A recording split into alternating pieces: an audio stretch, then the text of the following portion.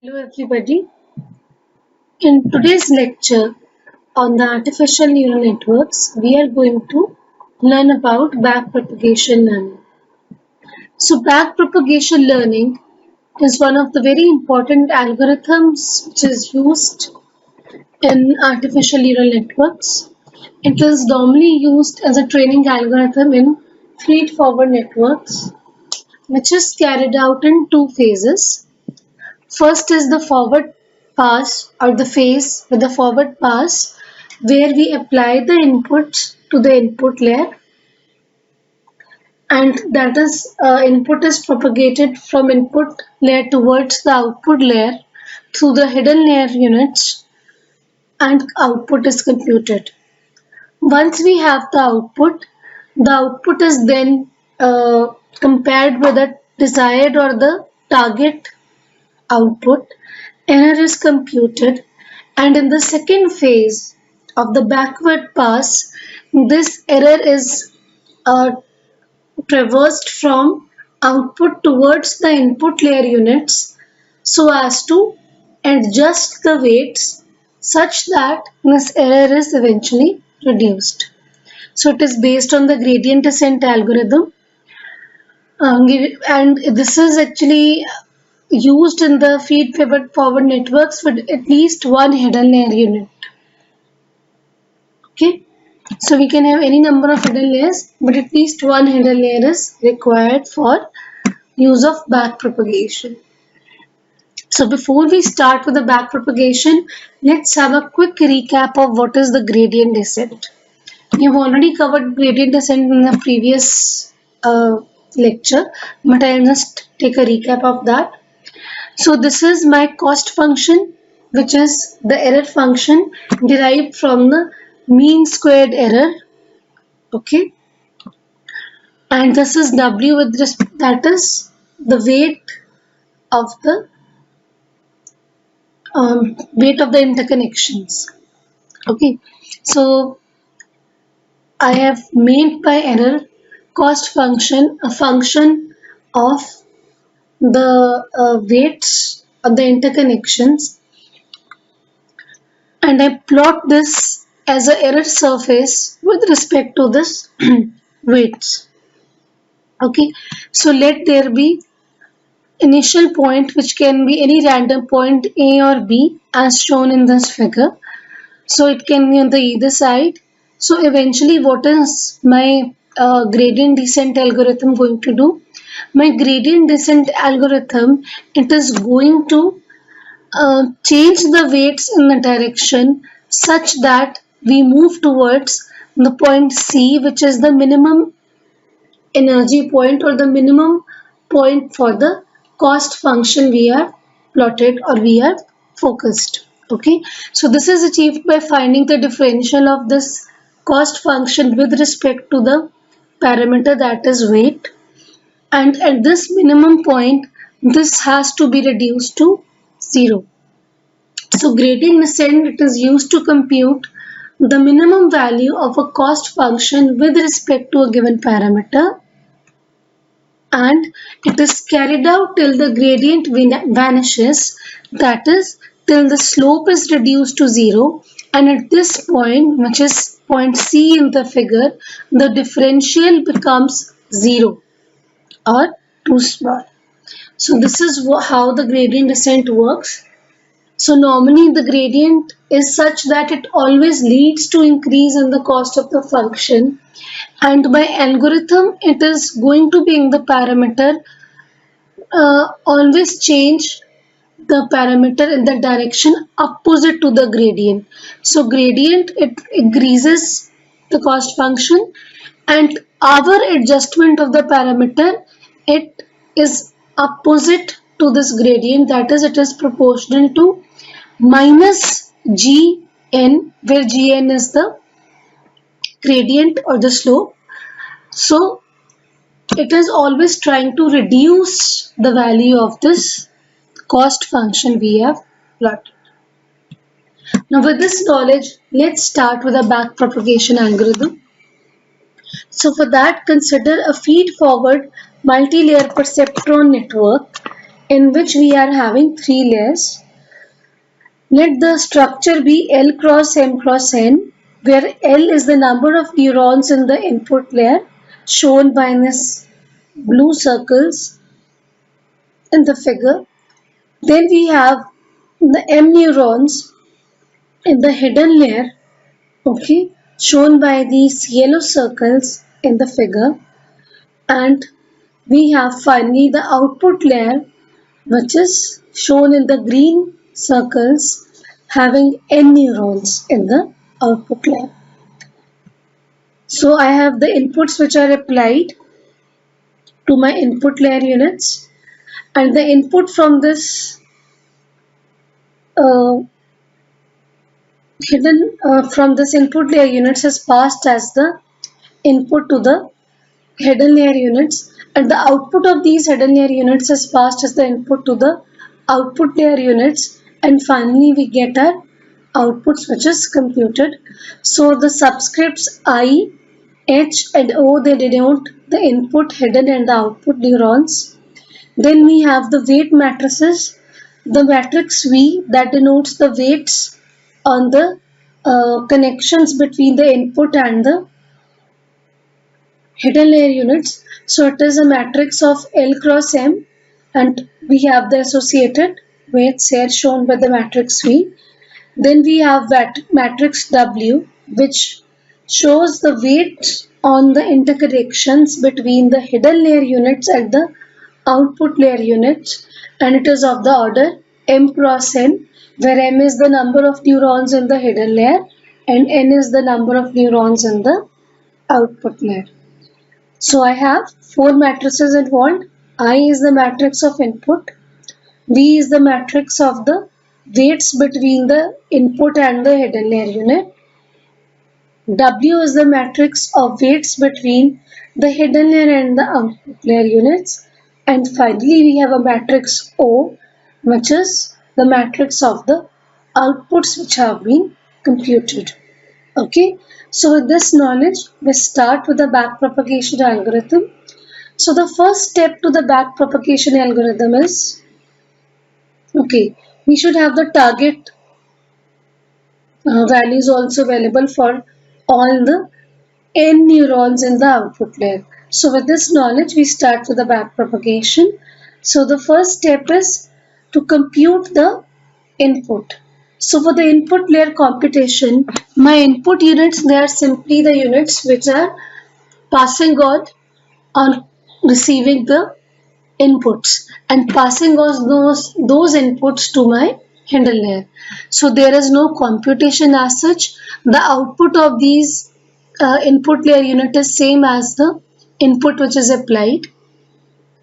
So for all the N neurons in the input layer, I can simply compute by OI, that is the output of the input layer, as simply equal to the inputs which are applied to these input units.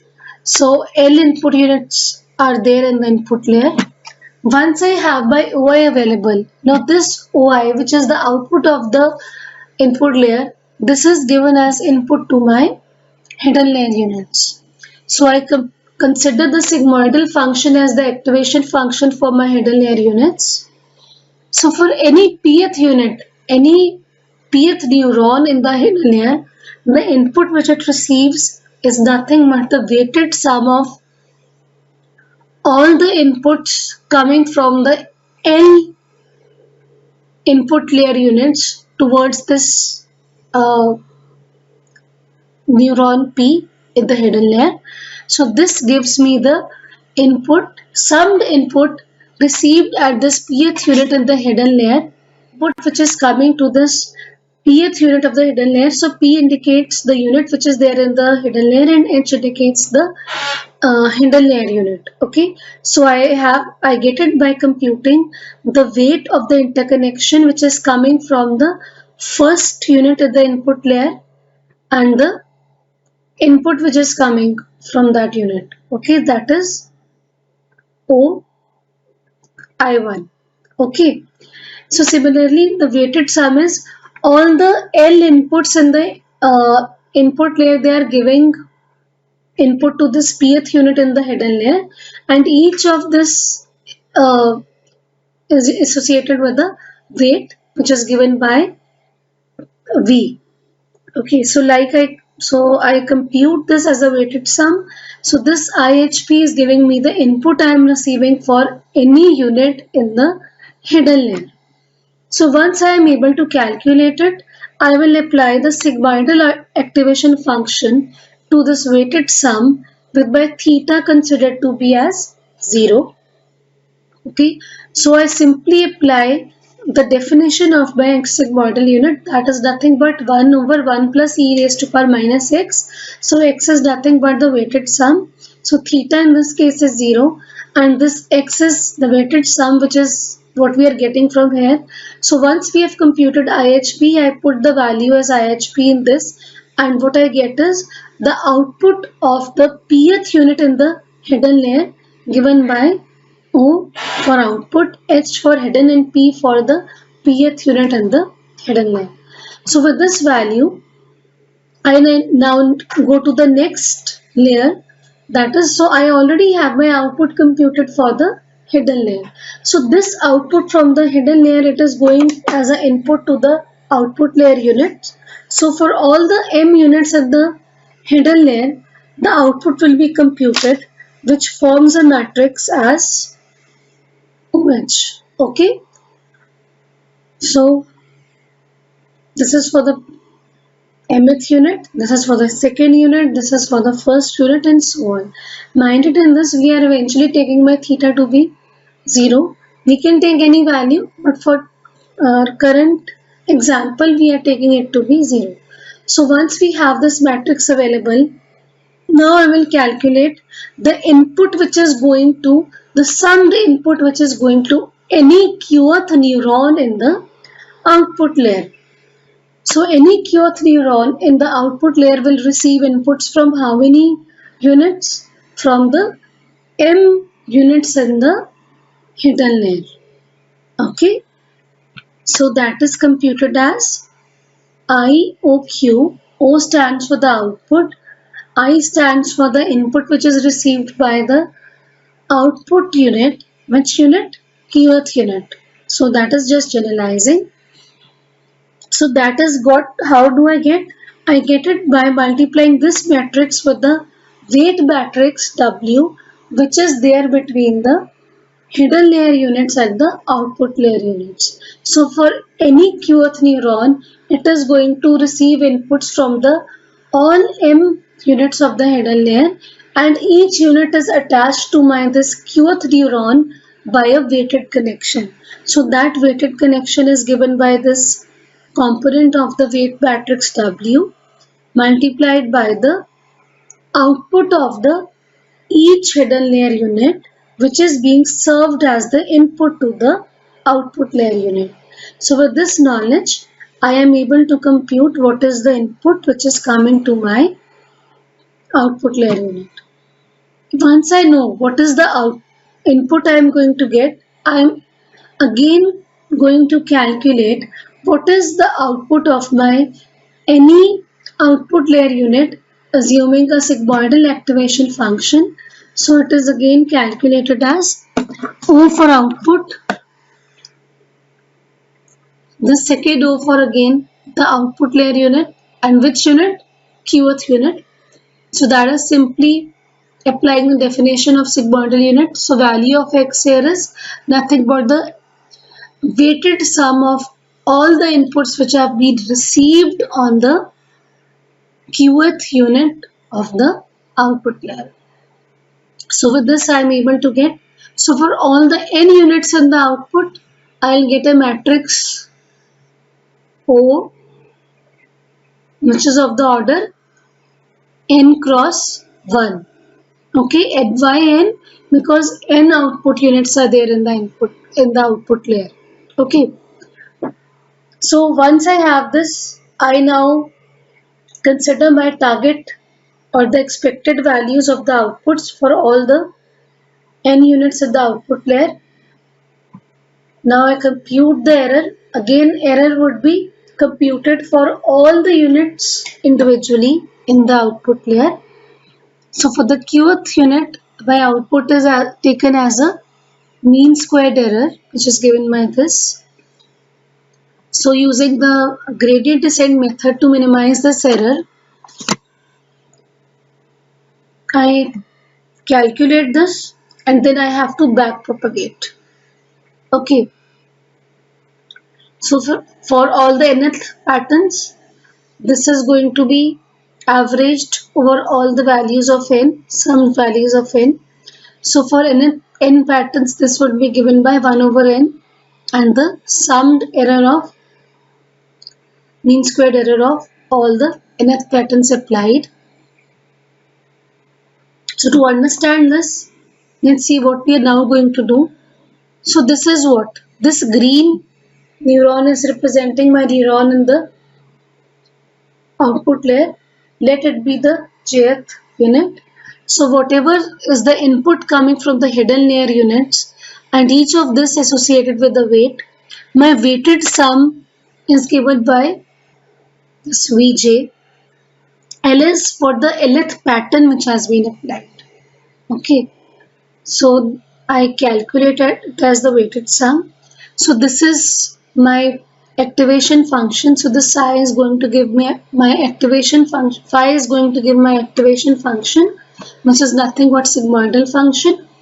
So let the output after application of the sigmoidal function be given by Yj for the jth unit for application of nth input pattern on my network.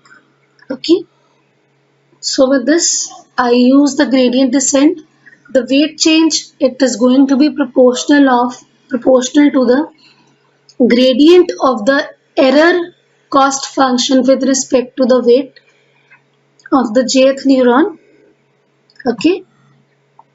So applying the chain rule, I can break this gradient into a set of gradients, partial derivative gradients, as first I'll put the total error with respect to the error component which I have calculated, then this error with respect to the output with respect to the sum input which it received, and the summed input with respect to the weight on which it depends.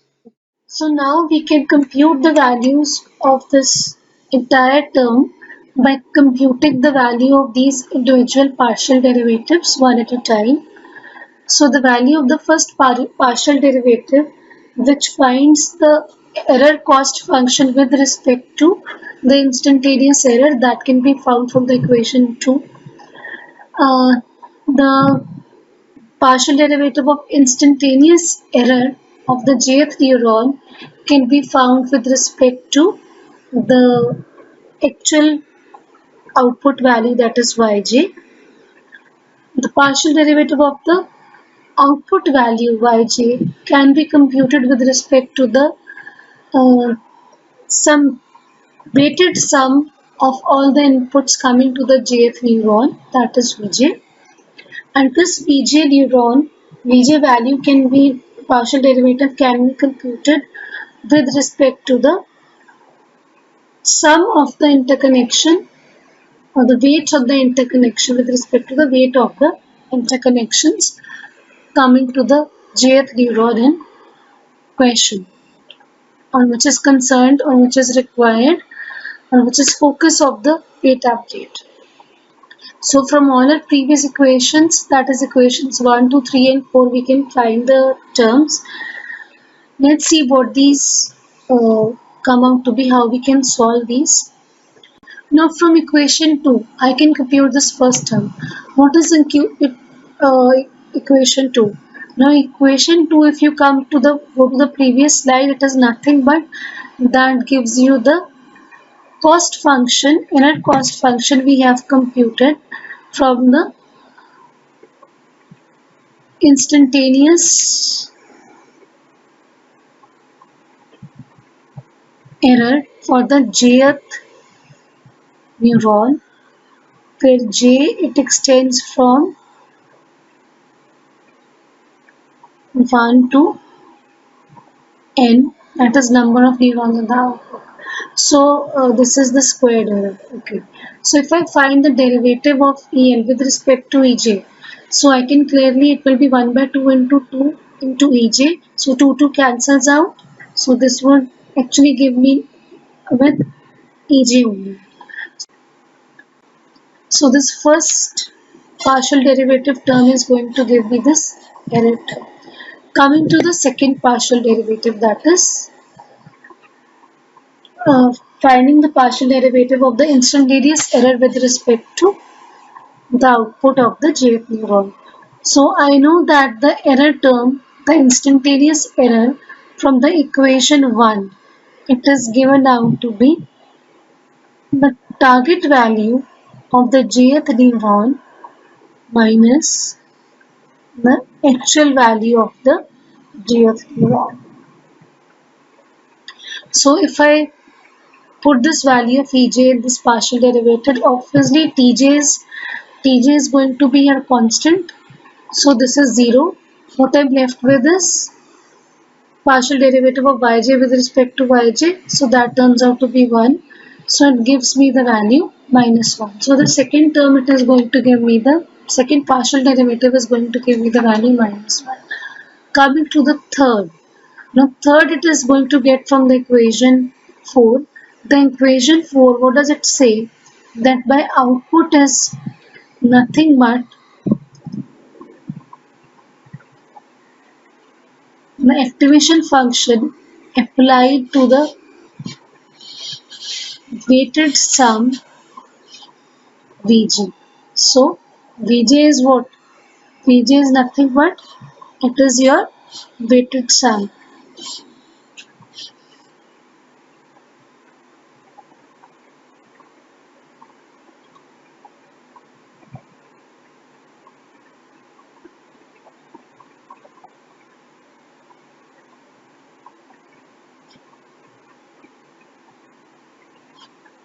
So all the inputs which are coming for all I. So I will vary from 1 to n, that is number of units in the hidden line. So using this value of yj in this third partial derivative, what I will get is this. It will simply return me the derivative of the function. Okay, vj. And if I put the value of vj here, okay, for one ith pattern, so with respect to this weight wij, so it will return me what? Y. So this input I am the input of from the hidden layer unit I am going to get from this fourth term. Okay, so I am able to solve the value of this gradient of the error surface with respect to the weight parameter as this. Now putting the proportionality factor. So this is my error term. So this is my input from the hidden layer neuron. Now using this equation, okay, of the gradient descent, the change in the weight, it is proportional. So proportionality factor has been replaced by minus eta. So eta is nothing but learning rate. So it is the measure of the step size, that how we are moving, how fast or how slow we are moving on the error surface. That is when we are moving from one point to another along the error surface. What is the step size? That is measured by this learning rate, and it is opposite to the gradient, so there is a negative sign. So I use this equation and I replace the value of this partial derivative by what we have computed here, and what we get is eta into ej, that is error, into the derivative of the output function into input. Now this term together, that is the error term and the this activation derivative, this is constituting the local gradient of the error surface with respect to your uh, weight. So this is my local gradient. So with this I can say that change in the weight of the jth neuron in the output is proportional to the local gradient of the output error surface into input. So eta is the learning rate This is my local gradient and this is my input which is coming from the hidden layer to the output layer unit. So I can say that change in weight is equal to learning rate eta into the gradient into the input which is applied to the jth unit. So this is what we get as the output of back propagation, that is how the weights they are changing in case of the output connections between the output and the hidden layer units. We extend this back propagation of the error to the hidden layer units towards the input layer. Okay, so that the weights between the hidden and the input layer they are adjusted. Okay, so we are extending the same principle for updation of the weight matrix V.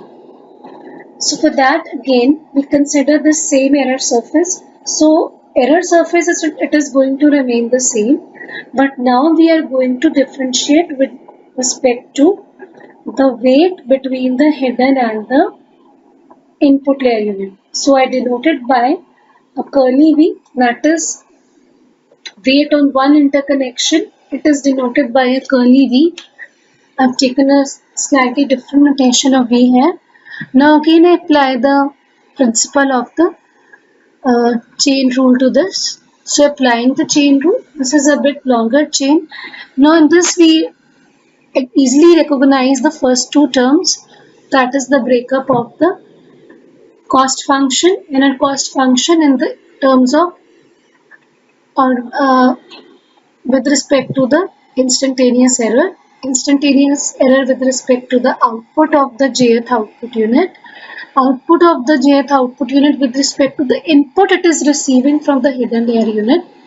Now whatever input is there which is being coming from the input layer unit, that is differentiated with respect to the output of the kth hidden layer unit. So be very clear here. I stands for the unit denoting from the input layer, kth stands for the unit from the kth layer, and j in this equation denotes the unit in the output layer. So whatever is the output of the hidden layer unit, that is differentiated with respect to the input which is coming to it from the input layer, that is input which is coming to the hidden layer unit, and this hidden layer unit input with respect to the weight matrix which is connecting the input and the hidden layer unit. Okay. So if we go on solving the individual partial derivatives, we can easily recognize the first partial derivative to be equal to the error term as we just solved in the last slide. Next term it is equal to -1 using the same logic we used in the last slide. Now coming to this section. This is a long set of chain rules. Now this we together denote as a term delta dash k. So I denote this term delta dash k. Okay, and this last term it is going to be solved to the input which is coming from the hidden layer or from the input layer unit.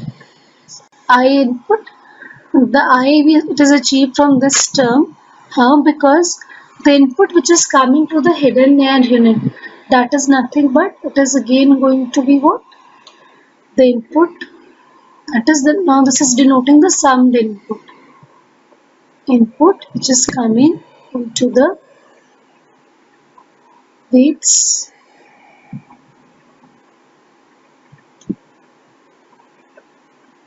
for all I extending from, so I in this case it is going to extend from I to L, where L is the number of neurons in the input layer. Okay, so if I take the partial derivative of this with respect to this Vik, what I am left with is input only. Now coming to this, now in this case again the error and this term, this is going to constitute the local gradient. So I can very well say that change in the weight of the kth neuron in the hidden layer is proportional to the local gradient, that is delta k, for the nth pattern applied into the input, that is I. Okay, we can easily solve this term, that is delta dash k, as nothing but activation of the uh, activation as the derivative of the activation applied at the kth hidden layer neuron. So that can be easily solved by solving these into virtual terms. So we'll do that when we do the example, because it will make the things little easier rather than assuming what the derivative it is going to be. So that is for the time being deferred to be checked in the example, otherwise it can be easily proved. So for the time being we assume that this whole term, it is nothing but it is the partial derivative, or it is the derivative of the activation function of the kth hidden layer unit, and this along with the error term that constitutes the local gradient of the hidden layer kth unit. And using these values we can actually find the weight of the kth neuron in the hidden layer as proportional to local gradient of the hidden layer error surface into the input which is coming. Okay, so this is how the whole backpropagation it is working. So just summarizing it and seeing what is the net output. So in the backpropagation, first we consider a network, feed-forward network with at least one hidden layer. We make use of the sigmoidal activation functions, both for the hidden as well as the output layer units. Then we calculate the outputs for all the hidden layer and the output layer units. Once we are getting the outputs, I am getting the output matrix O, and I have the matrix T of the desired outputs. I can compute the error for each unit in the output layer. After the error is computed, I can find the value of the average error surface or the cost function, which is derived from the mean squared error. Okay, this mean squared error is then propagated from the output towards the hidden layer, and then from hidden towards the input layer, and in this process the weights are adjusted accordingly so as to reduce or minimize this error. So change in the weights on the interconnections between the output and the hidden layer, they change as learning rate into OH into delta J. So delta stands for local gradient and J stands for the jth neuron, whose weights have to be, whose interconnection weights rather, they have to be updated, and J belongs to the set of all the neurons in the output layer, that is n neurons in the output layer. Now what is this OH? To find the value of this OH is what? Input. OH is what? The output of the hidden layer. So whatever is the output of hidden layer, so whatever I get as the output of the hidden layer, that is going to serve as what? Input for my output layer unit.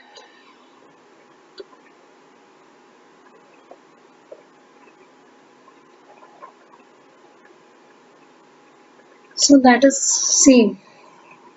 So it is nothing but it is same what we had initially denoted by yi.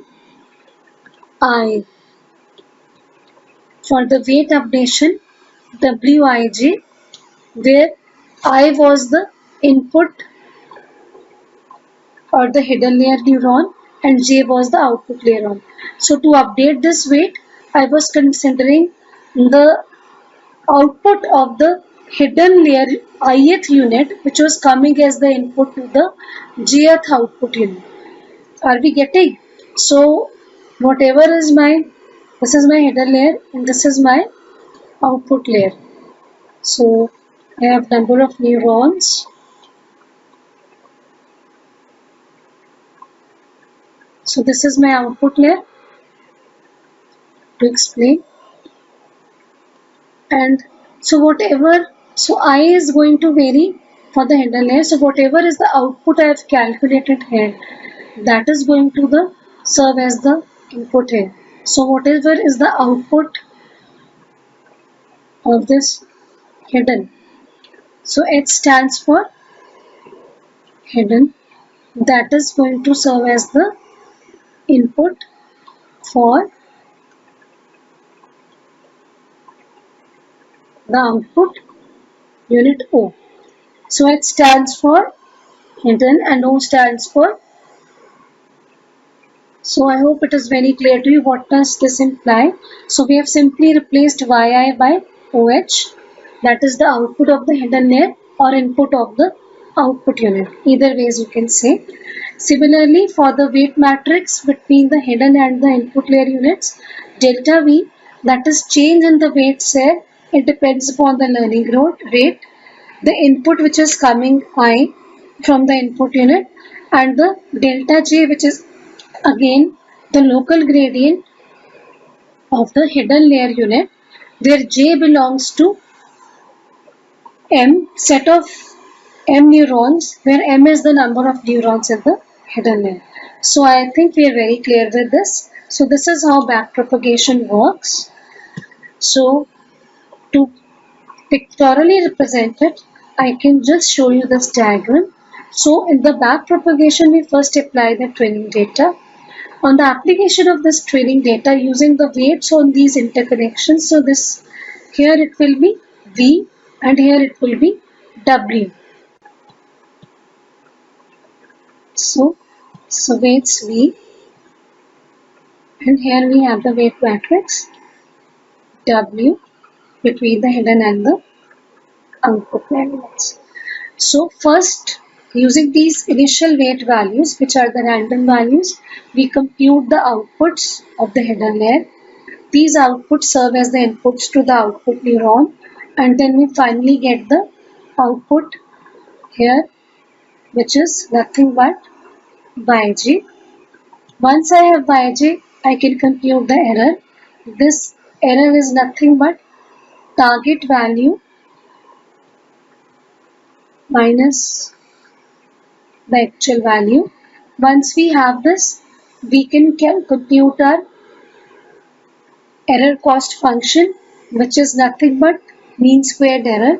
Now this error, it is actually back propagated from output towards this hidden and from hidden towards these input units, so as my weights V and W are adjusted so as to minimize the error in the next epoch. So this is known as my training phase.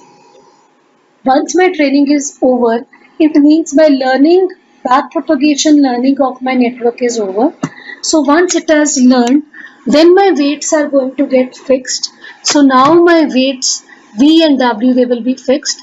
I will apply any test data on the inputs, and corresponding to that I should get an output which should be an optimal or a reasonably close value to my actual or the desired output. So this is the prediction phase once the learning is over. So I think we are clear with backpropagation algorithm. Now we'll actually take an example to solve a small network problem and update the weights using the actual functions, output functions, actual structure of a network, and see how the backpropagation works. This we will do in the next class. Thank you so much.